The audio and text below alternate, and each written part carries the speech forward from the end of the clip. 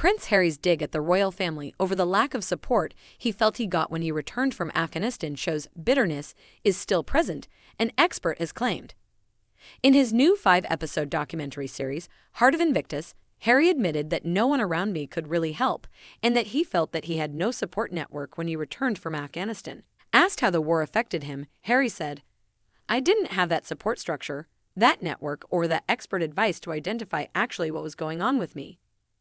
Harry also mentioned that the return from Afghanistan triggered already lingering trauma over the death of his late mother, Princess Diana.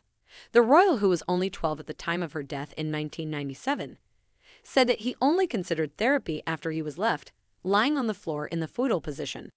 According to body language expert Judi James, one key sign suggests that Harry still shows great resentment for this time and appears to direct his anger towards the royals. Speaking to the Mirror, James said that his body language suggests that it is still personal for him, although he wants to show empathy with all the wounded heroes. She said, "The tragic music as he sits facing the camera, holding his own arm as though he is physically wounded rather than mentally, and the way his brows rise in an arch as he looks to the side as though recalling events from his past by imagining them visually suggest a desire for pity and sympathy."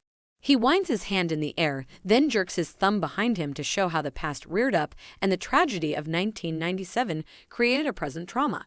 We're shown those sad films of the very young Harry after his mother's death as the grown man talks over in a commentary. His shoulder and mouth shrugs to suggest he is dismissive of the way that he didn't really talk about it, and he performs an evaluation ritual with his hands.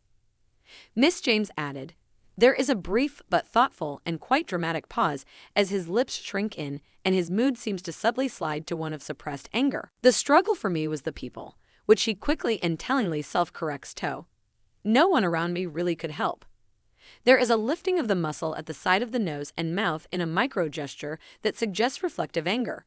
Then an ironic smile and a lean forward towards the camera as he refers to adopting the fetal position. This clearly looks like a story that Harry relates with some ongoing resentment and even a hint of bitterness, despite having told it before in a bid to get it off his chest. He seemed to think during his spare interviews that telling his truth of the past would allow him to move forward, but this documentary might sadly suggest that hasn't happened.